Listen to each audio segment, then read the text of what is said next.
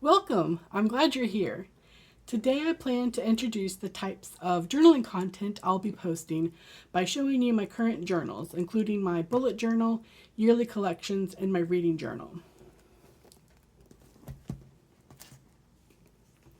For my bullet journal, I use these A5 dot grid spiral notebooks from Amazon. I've included the links in the description below. It's 120 GSM paper, and I prefer the spiral notebook because I like for it to be able to lay flat and when open, and also to flip it around so that the footprint on the table is smaller.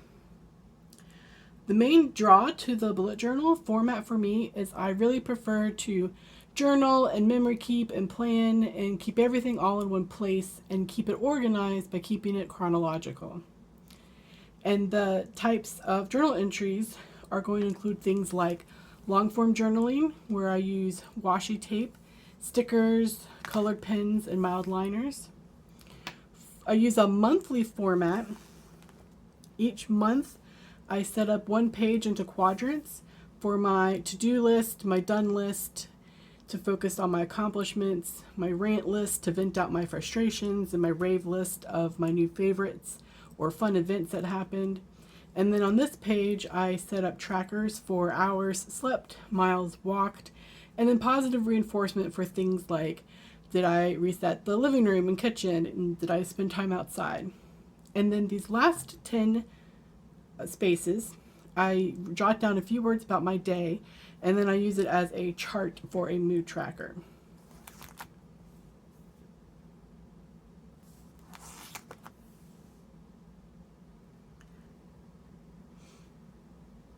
I've also added using Tombow markers for some more freestyle art. And I've also started using this great photo sticker printer from Kodak. Both have really made memory keeping parts of my journal a lot of fun. For my yearly collection, this is a Scribbles That Matter A5 dot grid notebook. I'll add the information in the description below.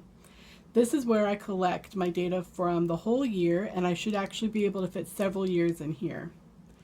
This is where I keep long-term lists, like how I have a great view of a tree from outside my window at my home office. So I like to keep track of when I see the different signs that the seasons are changing. And then a reference list of when did I last for things that take place over several months. And then I've also added collections like TV shows I want to finish. And then for each year, I started in 2023, where I wanted to put my yearly intentions, a year at a glance, and then also lists of the different days or events I wanted to count. The big list is really my completed reading log, where I love this book, washi tape. I also severely underestimated how many books I'd read this year. Thank you, Kindle Unlimited. So I have a pixel chart where I was going to track the genres I was reading, but it's not finished. But by the end of the year, I then want to consolidate the numbers so that I can keep track of how I'm enjoying my time throughout the years. I think this helps keep me encouraged to plan and go on more adventures, and also helps keep me accountable to remember more long-term events. Next is my reading journal.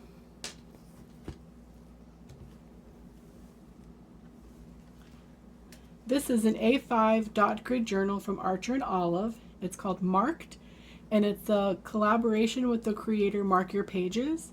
He and Jess from Jashi Corinne do a great podcast called Planner Pals Podcast. I highly recommend it, and I'll post their links below. The cool parts is that he designed this, and it includes page numbers and also markings along the edges to help you easily divide the page into halves or thirds. This is really just a great notebook. So the typical entries in my reading journal are going to include lists like my favorite series, These are more of a reference so that I can make sure I've completed my favorite series, and lets me know if I own it in paperback or hardback or ebook. And it's just a place where I can keep track of the series and maybe add some notes about them. Then I put in some pages of my newer favorite authors. I wanted to have a place to make sure I've read the series completely, and also a page to write notes. And then for my new book reviews, once I had all these favorites set up, I found different templates for writing new book reviews. So for a full page spread here, the page starts with the author and the series names, and the top part is for genre tags. And then I've also added my own rating system, and it's just overall rating out of 5, plot, character, banter, spice, and how likely I am to reread it. And then I outline a place for the book cover that I'll then print off on sticker paper, and I use a mild liner to match with the cover art. I list the books if they're in a series and where I've read it, like on Kindle Unlimited.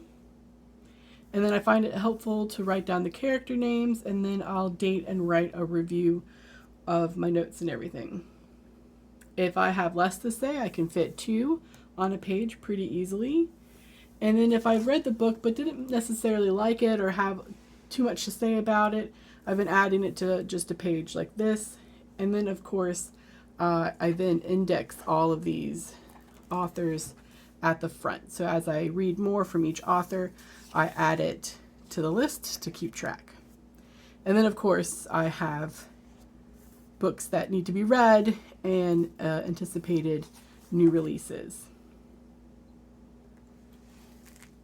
It's only been a few months, but I'm filling it up pretty quickly, and I'm really enjoying the process. I'm hoping to add more kinds of spreads like pixel genre tracking or mapping out similar authors and series.